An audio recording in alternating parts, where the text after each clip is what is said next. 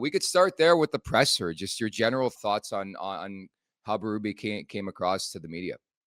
Yeah, it's interesting. The question I asked Brad Treliving was about the motivation of this team. And I don't want to say he got his back up, but he was really quick to defend Sheldon Keefe and say, hey, this team didn't have a motivation problem. But if you read between the lines of that presser, the word accountability was dropped, I think, 6 times.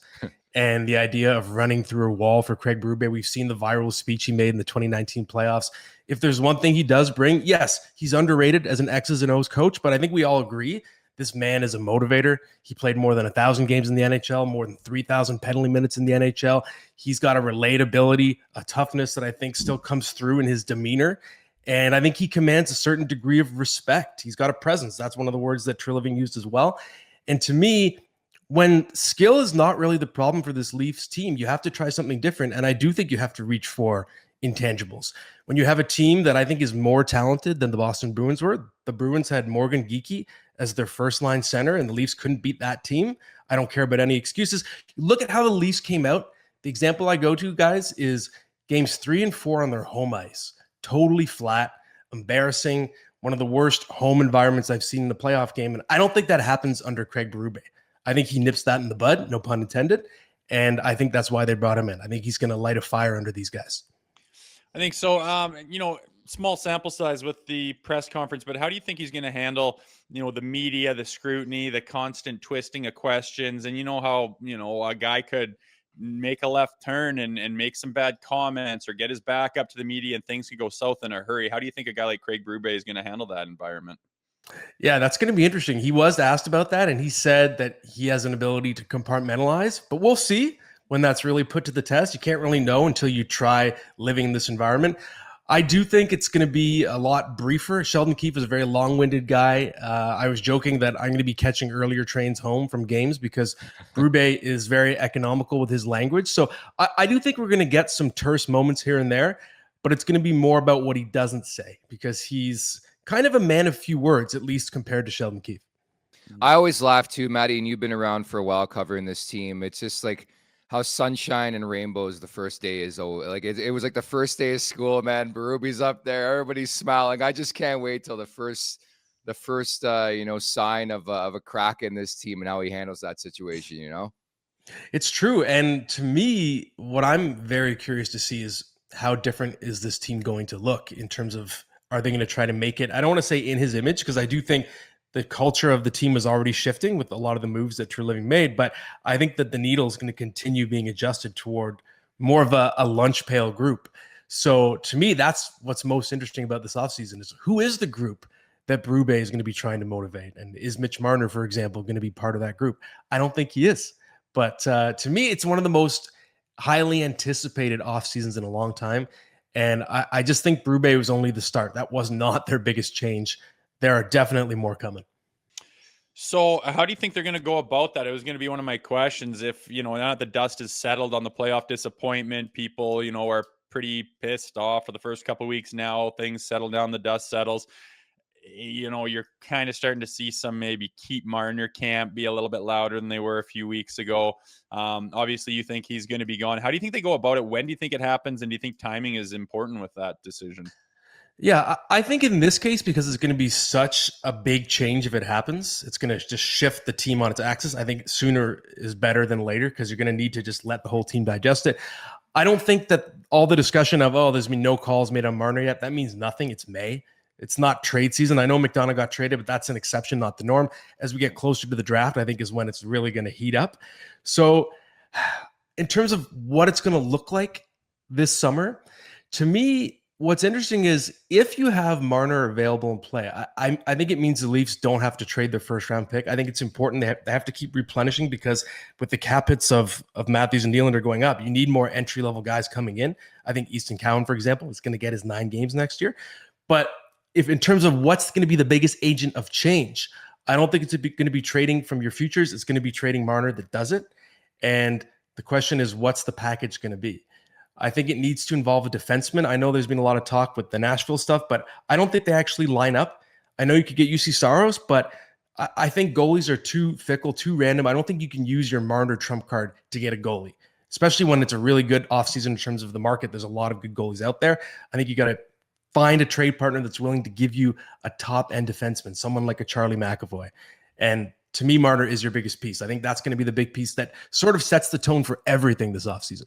This is an unpopular opinion, and I took some heat for an article I put out last week about a certain guy who's off to the Memorial Cup, Easton Cowan. I don't think the guy should be an untouchable.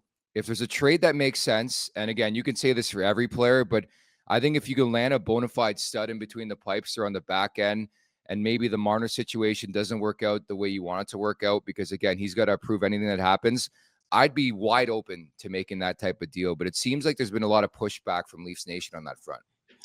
Yeah, I think to me, I would say that for Fraser Minton, but I don't think for Easton Cowan, just given how much he's improved and the fact that he plays the style of game. He's got a lot more, even though I know he said he idolized Mitch Marner, but he plays to me more like Nazem Kadri if you're talking former London Knights, right? He has some jam to his game. And I just think if he could make an impact like a Logan Stankoven, I think there's actually some comparable there in terms of just a feisty little guy.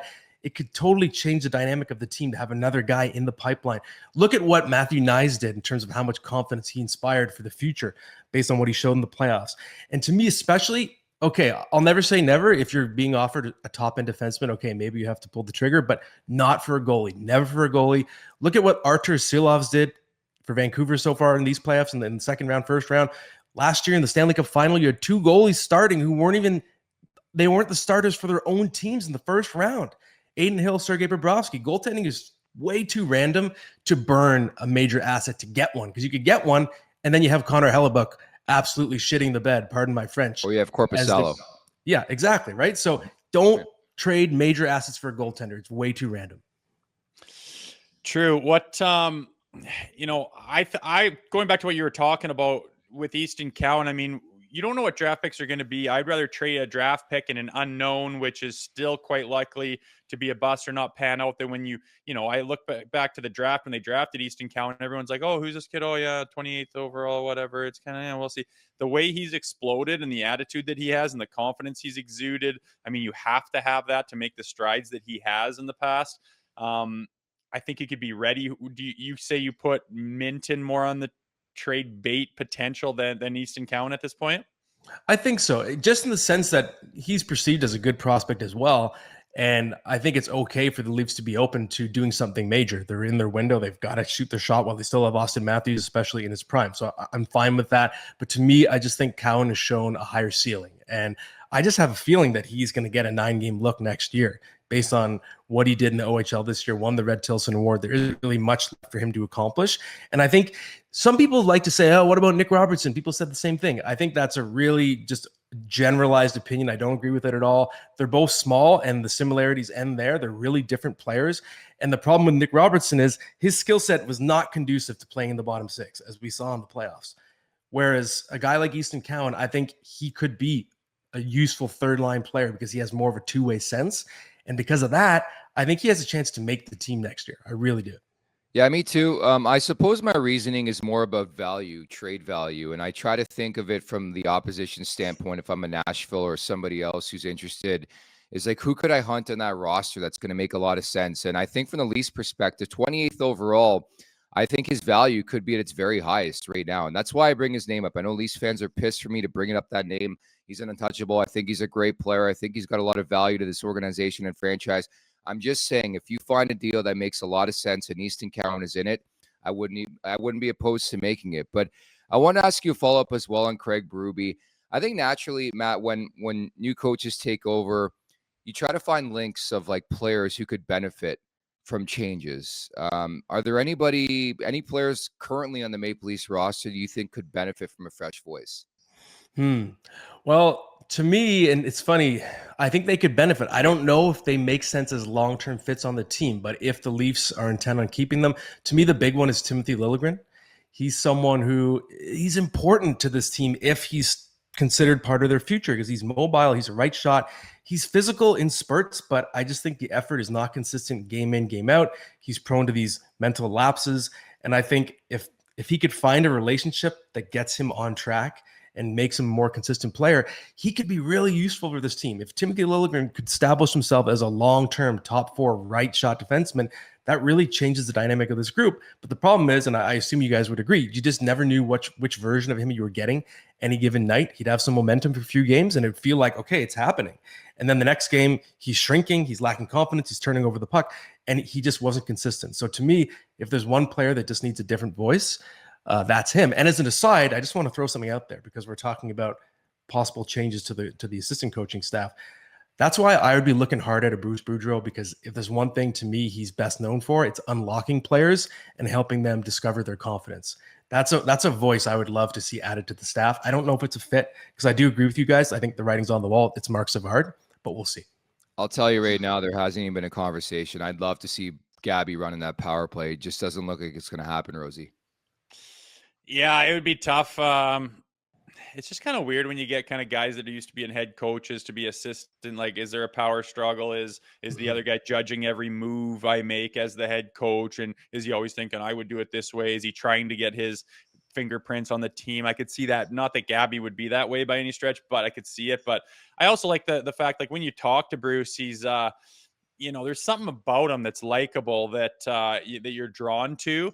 Like a person you want to be around. And for a guy that might be losing confidence and trying to find it, I mean, that's so huge. It's quite easy to lose your confidence in pro hockey. And you can all it takes is just a weird situation to find yourself in with a coach who clearly has been like, yeah, you're not really in my plans. I would rather you weren't here. And then every time you touch a puck, you're second guessing it. You're thinking about the coach. You're gripping it a little tighter, and it can be difficult to get away from that. But I mean, I don't see it happening. It would be interesting if they check that out. But to be honest, I don't think Berube would even want to have that.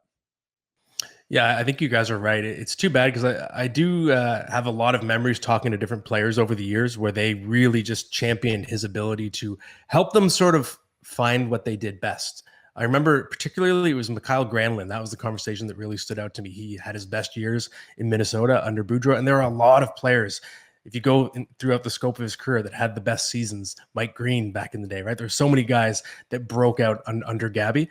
But I agree. I think looking at Marc Savard, just what you were saying, Nick, it doesn't seem like a coincidence that he's stepping down.